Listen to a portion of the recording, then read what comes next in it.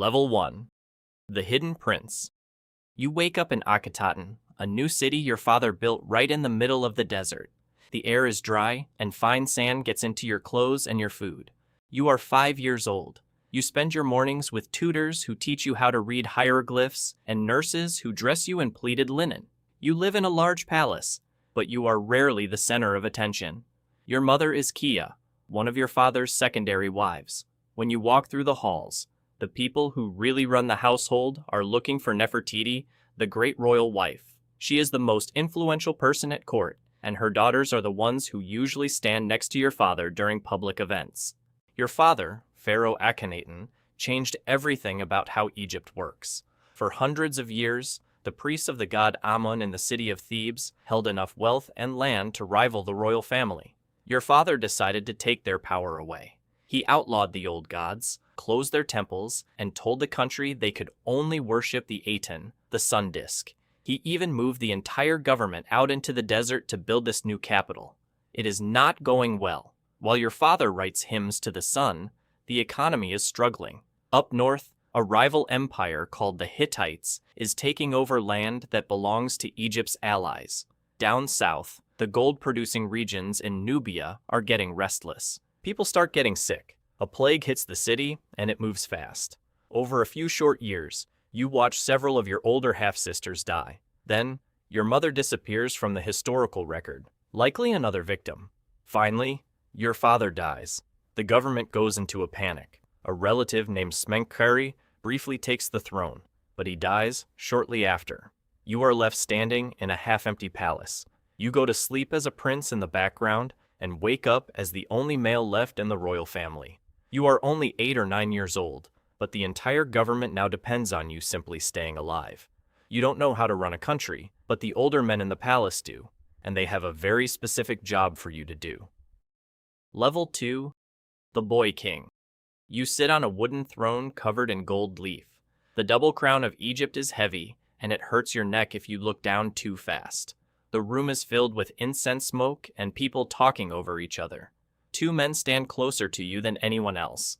One is I. He is an older man, a senior advisor who has been around since your father's rule. He leans in and tells you exactly what to say when foreign visitors ask you questions. The other man is Horemheb. He is the top general of the Egyptian army. He doesn't look at you like you are a god. He looks at you like you are a tool he needs to fix the army. A country with a child in charge is a weak country. I and Horemheb know they need to stabilize Egypt fast before the Hittites decide to invade. To do that, they need the people of Egypt to support the government again. The average person in Egypt never actually liked your father's new religion. They just hid their old statues of Osiris and Isis and waited. The priests of Amun are angry and want their money back. I and Horemheb decide the easiest way to fix the country is to undo everything your father did. You are the perfect person to make it happen, because no one will blame a 9-year-old for changing the laws.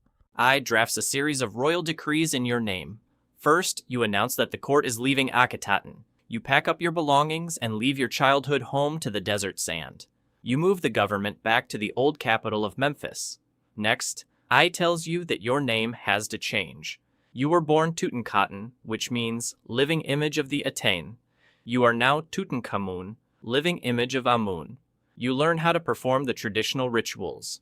You practice offering bread, beer, and roasted meat to the statues of the old gods. You are no longer the son of a controversial rebel. You are now the boy who saved the old traditions. To make sure no one questions your right to rule, I arranges a marriage for you. You are going to marry your half-sister, Ankhesenamun. Level 3. The Restorer of the Old Ways. You sit across from Ankhesenamun in the palace gardens in Memphis. She is a few years older than you. You both survived the plague and the chaos of your father's court. And now, you spend your afternoons playing a board game called Senate. You move carved ivory pieces across the squares. When you finish the game and stand up, you have to grab a walking stick. Your left foot aches. The bone inside it is slowly dying from a lack of blood flow, a condition modern doctors call Kohler disease. You also have a slightly curved spine. The palace doctors rub your foot with honey and willow bark, but the pain never really stops. The royal families of Egypt often marry their close relatives. They believe it keeps their divine bloodlines pure, but it comes with a high biological cost. You inherited a lot of physical problems. While you deal with chronic pain in private, the public needs to see a strong, healthy king. The artists who carve your statues and paint your tomb walls are told to make you look muscular and flawless. You start to understand the gap between the person you actually are and the symbol you are supposed to be. You officially commission a large monument called the Restoration Stela. It is a massive block of red granite placed in the main temple at Karnak. The writing on it, which I wrote for you, says that when you became king, the temples of the gods were overgrown with weeds and the gods had abandoned Egypt. You claim that you spent the treasury's money to build new statues out of silver and gold, hired new priests, and brought balance back to the world. The people read the stela and celebrate you. You get the credit for fixing the economy and the religion. You realize that your entire job as pharaoh is to apologize for your father and erase his legacy. You have secured the religion, but you are a teenager now. You want to prove you can do more than just sign papers that I puts in front of you. Level 4. The Golden Cage. You stand in a wooden chariot as a pair of horses pull you across a flat stretch of desert. You wear a leather shirt made of small, overlapping scales.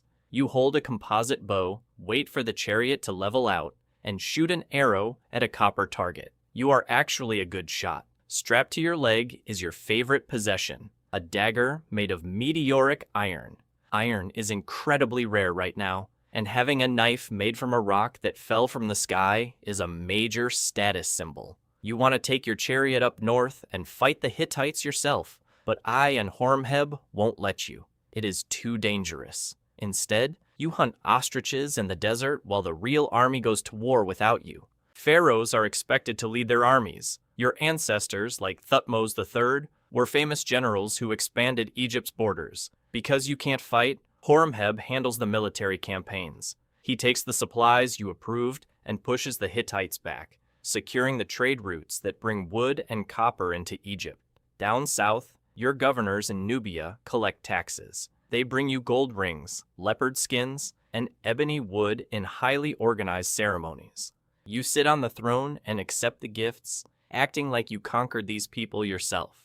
You and Ankhesenamun try to have a child. The country needs an heir to keep the dynasty stable. She gets pregnant, but she goes into labor much too early. The baby, a little girl, does not survive. A few years later, she gets pregnant again. This time, the pregnancy lasts longer, but the second daughter is also stillborn. You watch the royal embalmers wrap the tiny bodies in linen and place small gold masks over their faces. You are the richest and most powerful person on earth. You can order a temple built just by speaking, but you realize you have zero control over the things that actually matter. You cannot fix your own foot, and you cannot give your wife a healthy child. You place your daughters in small wooden coffins, unaware that you are about to run out of time yourself. Level 5. The Sudden End. You lie in your bedchamber, sweating through your linen sheets. You are 19 years old. Your left knee hurts worse than anything you have ever felt. A few days ago, you suffered a severe fracture. Historians will never know exactly how it happened. Maybe you fell out of your chariot while hunting. Maybe you just took a bad step on a bad foot. The bone broke the skin, and the dirt from the ground got into the wound. Now your leg is swollen, black, and hot to the touch.